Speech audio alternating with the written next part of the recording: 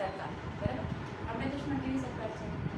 લોકશાહી સરકાર છે, જેને આપણે મત આપીને, વોટ આપીને ચૂંટીને સરકાર તરીકે આપણે પસંદ કરીએ છીએ. આજે આપણે ભણવાનું છે લોકશાહી દેશમાં સંસદની ભૂમિકા શું હોય છે.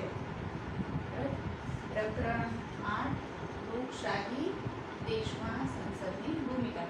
તમે સામાજિક વિજ્ઞાન ભણતી વખતે પાઠ્યપુસ્તક સાથે રાખવાનું છે, પેન્સિલ પણ સાથે રાખવાની છે, અને જ્યાં હું જે વાક્યમાં વધારે ભાર આપીશ એ તમારા માટે આઈએમપી હશે, તો ત્યાં તમારે અંડરલાઈન કરવાની રહેશે. તો દરેક વિદ્યાર્થી પાઠ્યપુસ્તક લઈને બેસશે.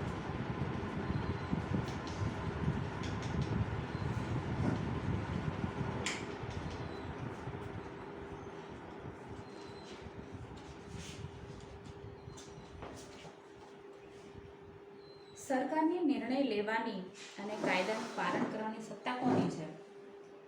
તો સરકારની જ છે, બરાબર. આપણે ઘણી વખત સરકાર સરકાર શબ્દ સાંભળીએ છીએ, તો આપણને એવો પ્રશ્ન થાય કે સરકાર એટલે શું? એ આપણે આગળ ભણી ગયા છીએ. હાલ જ આપણે કોરોના મહામારીમાં સરકારે જેટલા નિયમો બનાવ્યા એ બધાનો આપણે ચુસ્તપણે અમલ કર્યો છે, બરાબર છે. જેટલા મહિના લોકડાઉન ચાલુ એ દરમિયાન આપણે એનું ઉલ્લંઘન કર્યો નથી. તો સરકાર જે કંઈ નિર્ણય લે છે એના આધારે આપણે એનું અમલ કરવાનું ફરજિયાત છે. જો આપણે અમલ નથી કરતા તો કાયદાનું ઉલ્લંઘન કરવું કહેવાય ને ત્યારે આપણે સજાના પાત્ર બનીએ છીએ.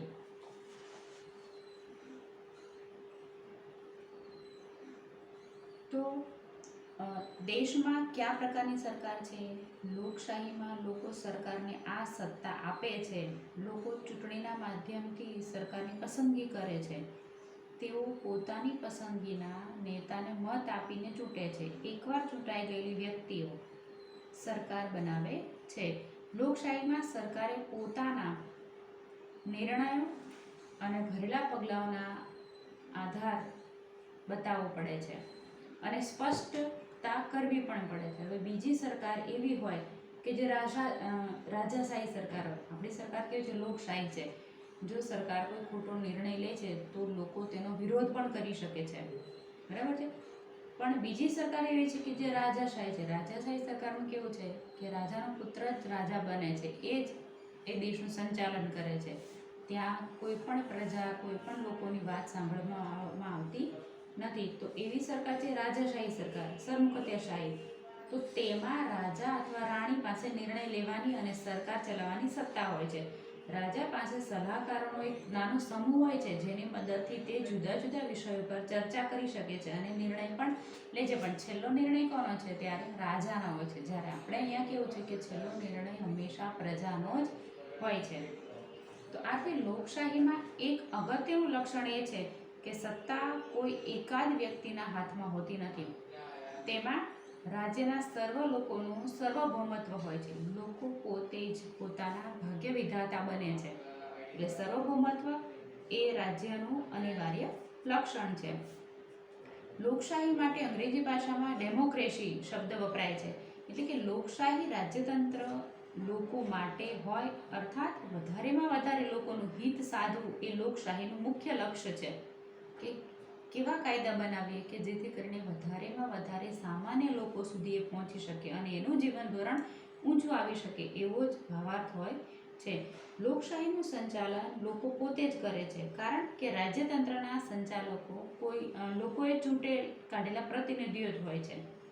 હવે આપણે સરકારનું સ્વરૂપ જોઈએ તો બે પ્રકારની સરકાર, એક તો રાજાશાહી અને બીજું છે લોકશાહી. આપણે ભારત દેશમાં કેવું છે?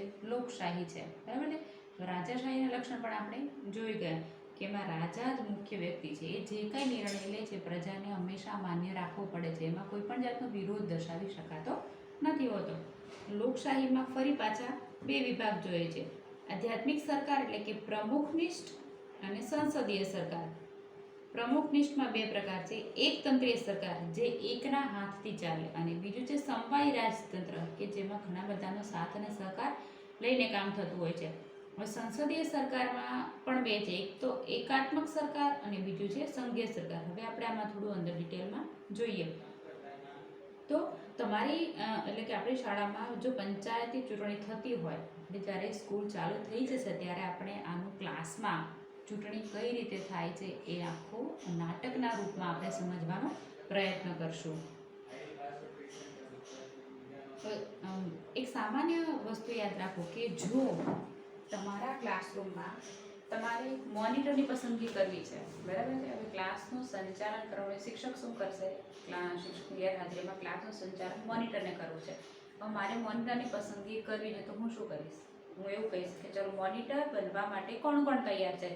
ક્લાસમાં મોનિટર બનવા માટે એની એક તો હોશિયાર હોવું જોઈએ, ક્લાસ હેન્ડલ કરી શકે તેવી આવડત હોવી જોઈએ, બરાબર એ પ્રશ્નોના નિરાકરણ કરે એવો હોવો જોઈએ, બરાબર. એવા સક્ષમ વિદ્યાર્થી, માનો કે 2 કે 3 વિદ્યાર્થી ઊભા થયા છે કે મારે મોનિટર બનવું છે મેડમ, મને તમે બનાવો.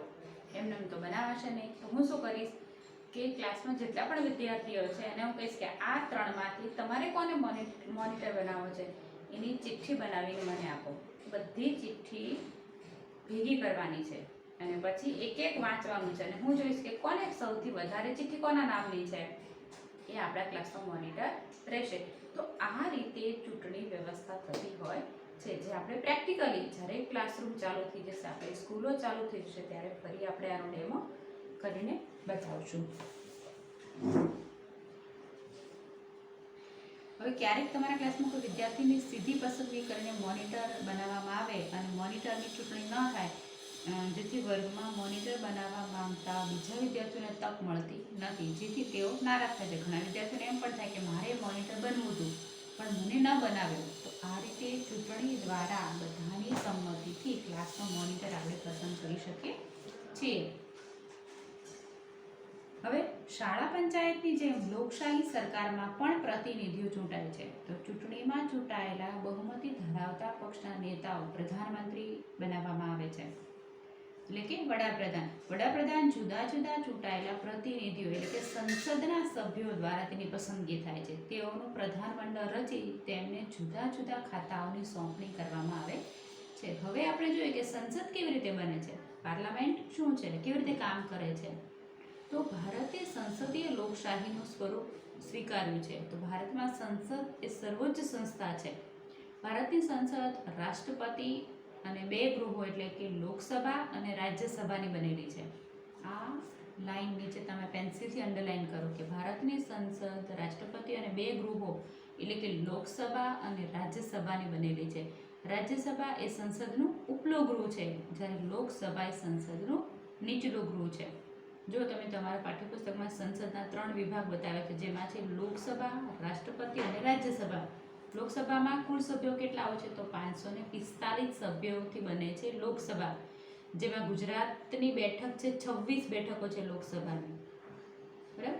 હવે રાજ્યસભા જોઈએ તો રાજ્યસભામાં કુલ સભ્યો કેટલા હોય છે? 250, જેમાં ગુજરાતની કુલ 11 બેઠકો છે. તો આઝાદી પછી રચાયેલી ભારતીય સંસદ લોકશાહીના સિદ્ધાંતોમાં ભારતના લોકોના વિશ્વાસનું પ્રતીક છે.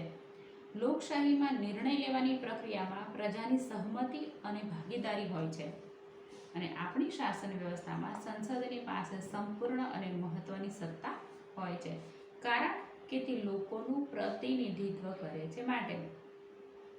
હવે એ કેવા કાર્ય કરશે? તો સરકાર પર વિવિધ રીતે નિયંત્રણ રાખવું અને તેને ઉત્તરદાયી રાખવી, કાયદા બનાવવા તેમજ તેમાં ફેરફાર કરવા અને જૂના પુરાણા કાયદાઓ રદ કરવા. જેમ કે વર્ષો જૂના કાયદા બનાવેલા હોય એમાં જો ફેરફાર કરવો હોય તો તે સરકાર કરી શકે છે. હવે જોઈએ લોકસભા.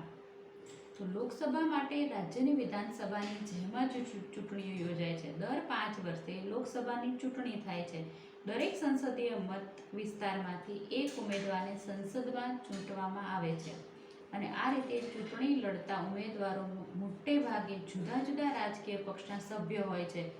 જેમ કે આપણે કોંગ્રેસ અને ભાજપ એ 2 સૌથી મોટા પક્ષ છે અને એમાંથી ચૂંટણી થઈને સૌથી વધારે પક્ષ જેનો હોય એ આગળ આવે છે.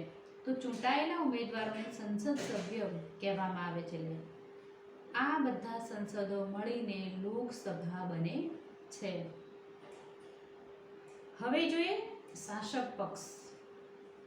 તો લોકસભાની ચૂંટણી બાદ સંસદ સભ્યોની એક યાદી બનાવવામાં આવે છે, જેના પરથી ખબર પડે છે કે કયા રાજકીય પક્ષના કેટલા સંસદો છે. જો કોઈ રાજકીય પક્ષ સરકાર બનાવવા માંગે તો તેને ચૂંટાયેલા સંસદની બહુમતી મળવી જોઈએ.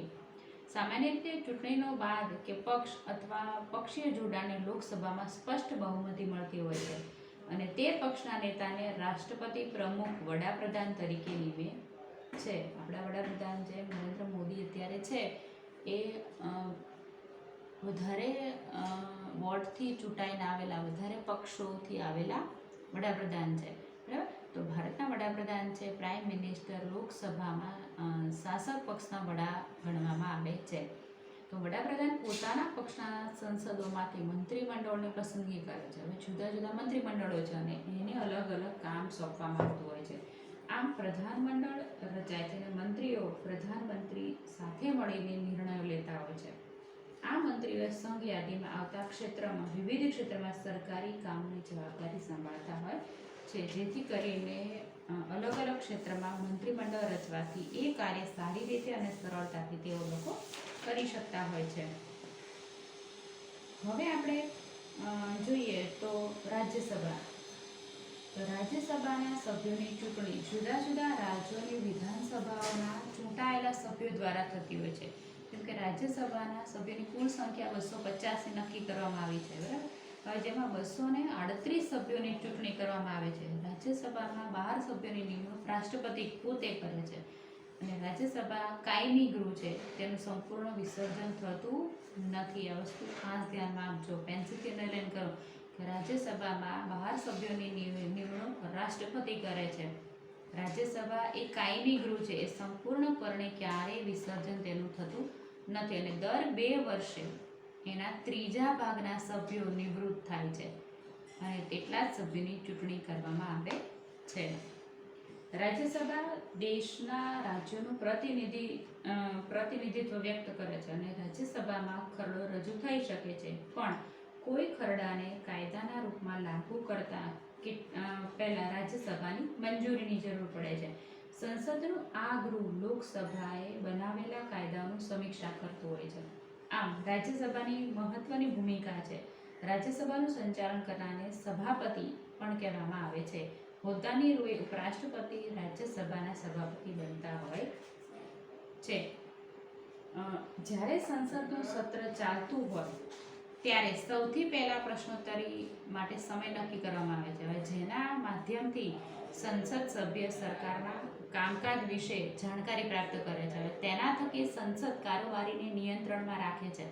પ્રશ્નોના માધ્યમથી સરકારનું તેની ખામીઓ પ્રત્યે ધ્યાન દોરે છે કે ભાઈ આ જગ્યાએ આ વસ્તુ હજી થતી નથી. તો અનેક પ્રશ્નો દ્વારા એ સરકાર સુધી એ અવાજ પહોંચાડવાનું કાર્ય કરતી હોય છે. તો આ રીતે સરકારને લોકોના પ્રતિનિધિઓ તરફથી પ્રજાના વિચારો જાણવાની તક મળે છે. સરકારને સવાલ પૂછવા એ સંસદ સભ્યની મહત્વની જવાબદારી હોય છે. લોકશાહીમાં સારા વહીવટ માટે વિરોધ પક્ષની પણ સૌથી મોટી અને મહત્વની રચનાત્મક ભૂમિકા છે.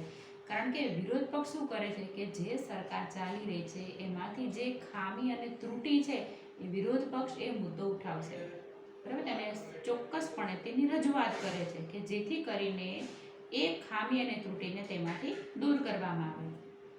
તે સરકારની નીતિઓ તેમજ કાર્યક્રમોની ખામીઓમાં સામે લાવે છે. આ રીતે લોકસભાનું સંચાલન કરનારને અધ્યક્ષ અથવા તો સ્પીકર કહેવામાં આવે છે. રાષ્ટ્રપતિ સંસદના અંગભૂત ભાગ ગણાય છે. સંસદના બંને ગૃહોએ પસાર કરેલા ખરડો તેમની સહી થાય ત્યાર પછી કાયદો બને છે. સંસદની બેઠકો બોલાવવાની અને સત્ર સમાપ્તિની જાહેરાત કરવાની સત્તા તેઓ ધરાવે છે. તો અહીંયા આપણો પાઠ પૂરો થાય છે, બરાબર છે. હવે તમારે આ પાઠના સ્વાધ્યાયના પ્રશ્નો લખીને ફોટા પાડીને મને ગ્રુપમાં મોકલવાના છે. જ્યારે હું તમને સૂચના આપું છું ગ્રુપમાં કે આજે તમારે આ પાઠના પ્રશ્નોના સ્વાધ્યાયના પ્રશ્નો મને ફોટો પાડીને મોકલવા, ત્યારે દરેક વિદ્યાર્થીએ જ્યારે હું ગ્રુપ ખોલીશ 2 કલાક માટે તો એ સમય દરમિયાન તમારે ફોટા પાડીને મોકલવાના રહેશે. અને હું દરેક વિદ્યાર્થીની નોંધ રાખું છું કે કોણે કોણે મોકલ્યું છે, કોનું હજી બાકી છે, બરાબર છે. ભલે આપણે ઘરેથી ભણીએ છીએ, વિડીયો દ્વારા ભણીએ છીએ, તો પણ આપણે એવો માહોલ ક્રિએટ કરીએ કે આપણે ક્લાસરૂમમાં જીવંત કામ કરી રહ્યા છીએ. તમે ઘરેથી એ કામ કરી શકો છો અમે પણ આ ચેનલ દ્વારા કામ કરી રહ્યા છીએ, બરાબર. 100% નથી થતું કામ, મારું કે તમારું, પણ બને ત્યાં સુધી 70% કરવાનો તો પ્રયત્ન આપણે કરી શકીએ છીએ, બરાબર છે. અથવા હજી પણ તમને નથી સમજાતું કોઈ વસ્તુ, તો તમે મને પર્સનલી ફોન કરી શકો છો, પૂછી શકો છો. ઓકે.